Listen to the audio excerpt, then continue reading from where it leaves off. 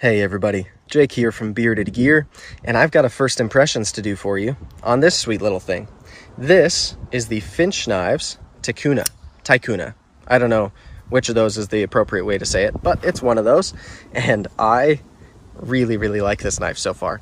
Let me give you a little bit of a backstory with Finch so that I can paint a picture for you, because about 2 months ago I got my first knife from Finch. If you remember back, I got a Runtley, specifically the yellow belly variant of that knife. I ordered it from River's Edge Cutlery because I had seen a couple around. I thought it looked cool and interesting, and it was just kind of an off-the-cuff, like whimsical knife purchase, just giving something new a try.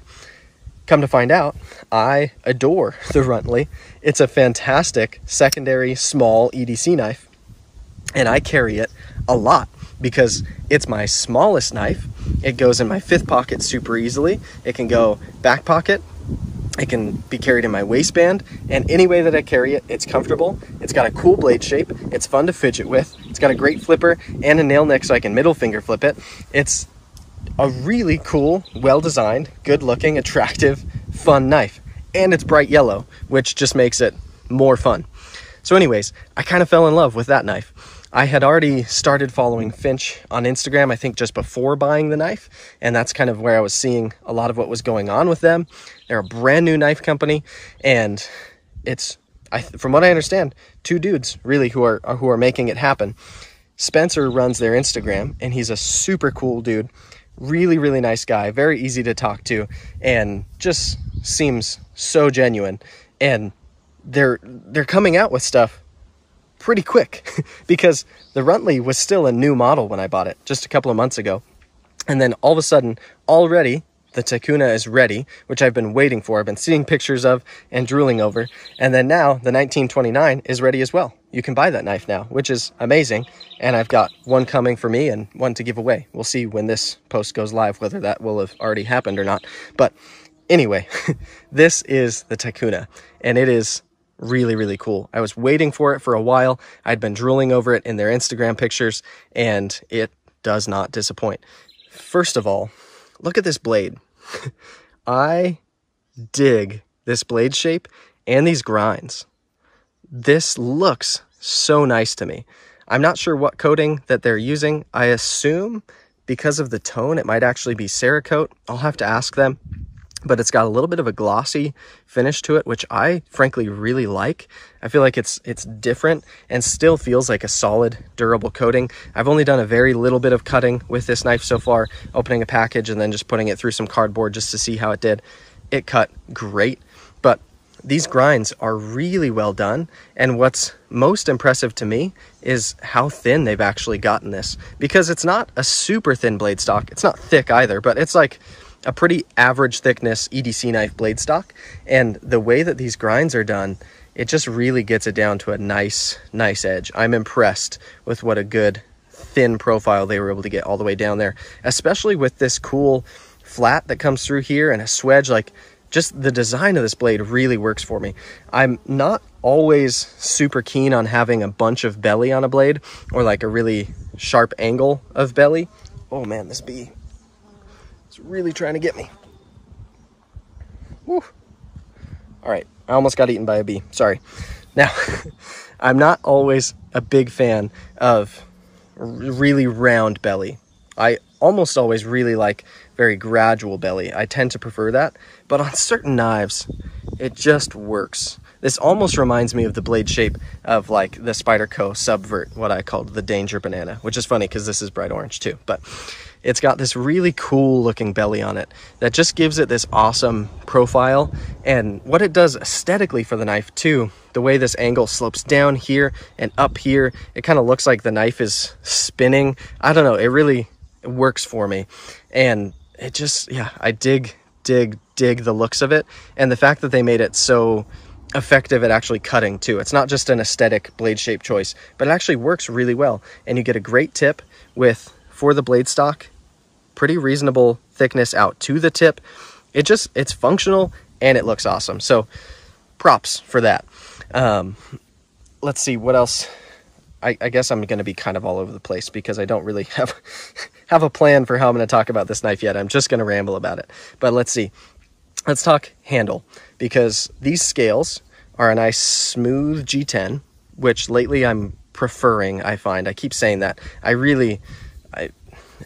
I'm finding on most knives, I prefer to have the texture be smooth instead of sandpapery. And this is very smooth, but they've milled this texture into it, which is done really, really well.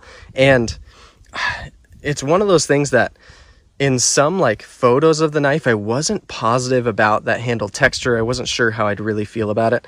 In person, I love it. It's almost like this kind of rock pattern. I feel like I've seen it called. I don't know. It feels great, and it does provide just a little bit more traction on the knife without making it like gritty and uncomfortable to hold. It feels really great to me.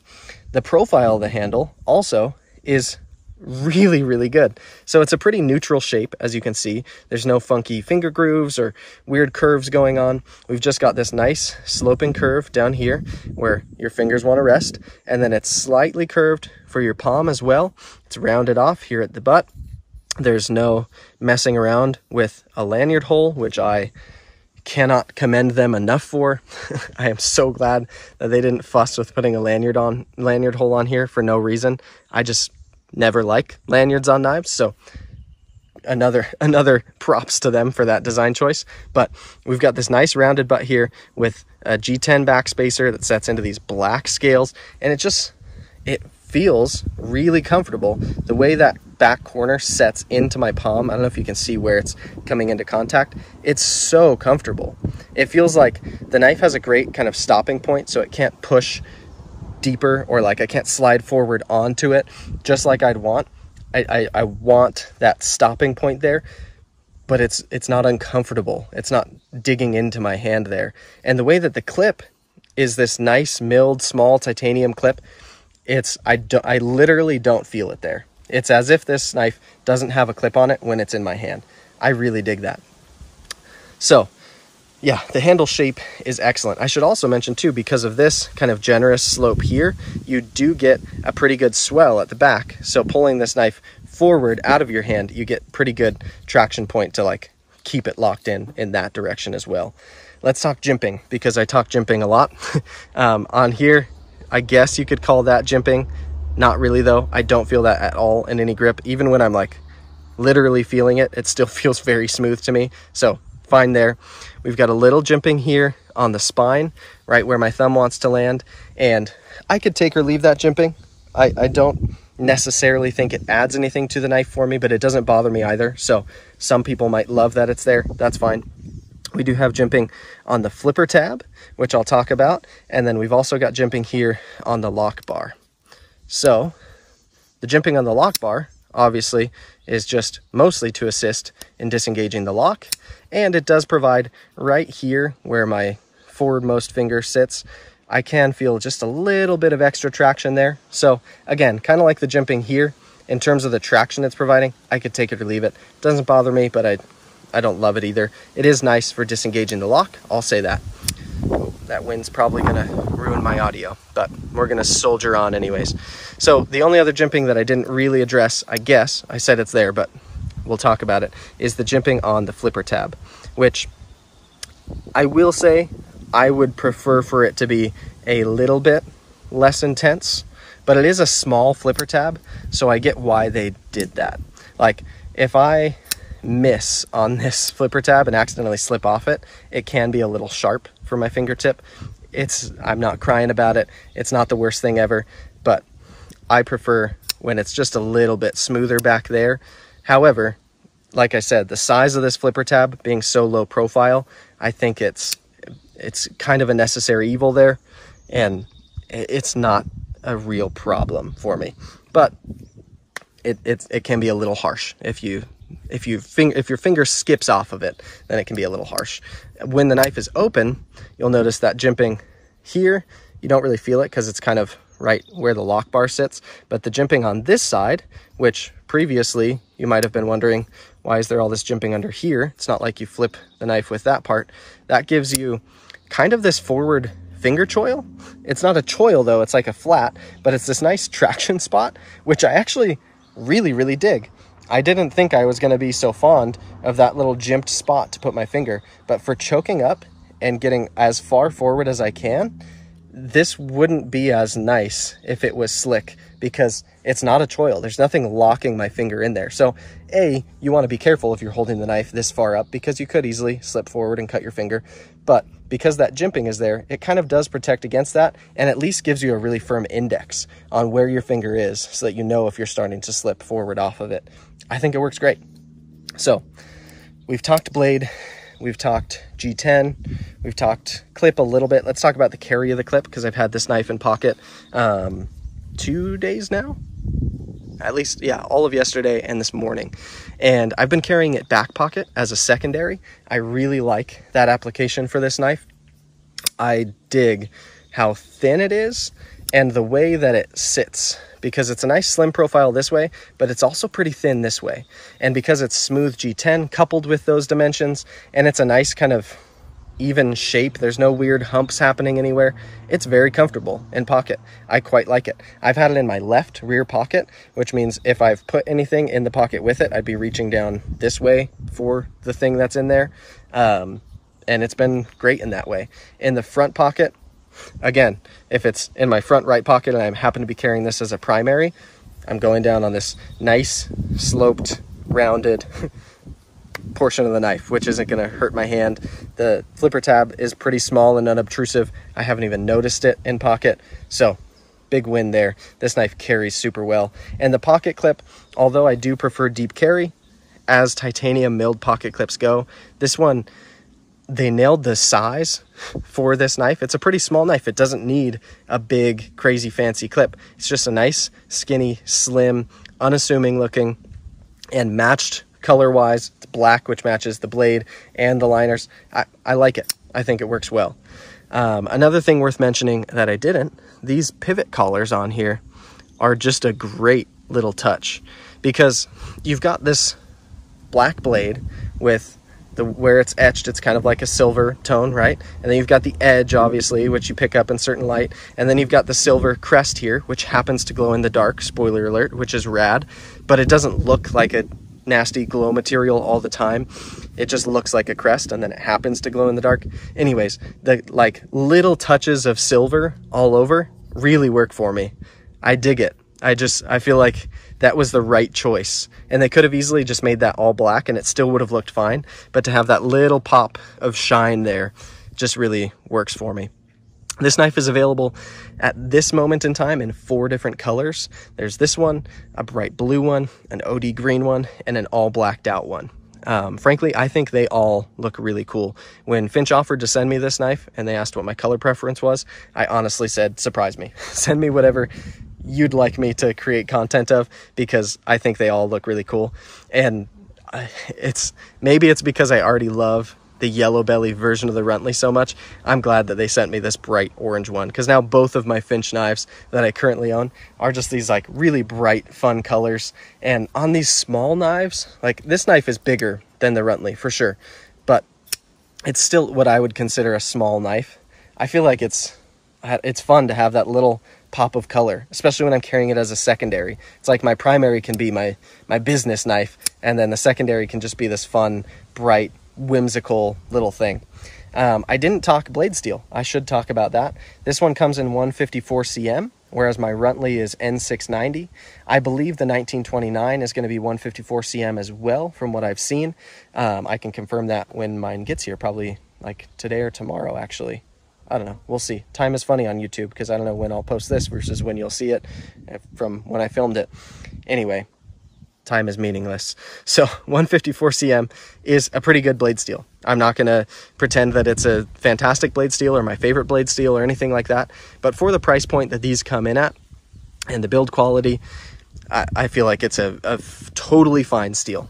I wouldn't have any preference between 154 cm and a steel like S30V personally, or like I consider it in that realm of steels, and so to me it's fine. I am totally cool with 154 cm.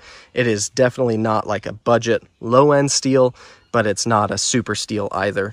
And this being a secondary knife, I believe they come in below $150, being well made and finished so well. I've got no gripes with that steel selection for the cost of this knife and the way it actually comes together. So I think that's about it on first impressions. I'm going to have a full review on this knife in about a week. But I'm really, it's a dangerous thing when you're getting your second knife from a company and you like the first one so much. Like this knife had big shoes to fill coming into my collection with me already owning the Runtley, because I adore the Runtley.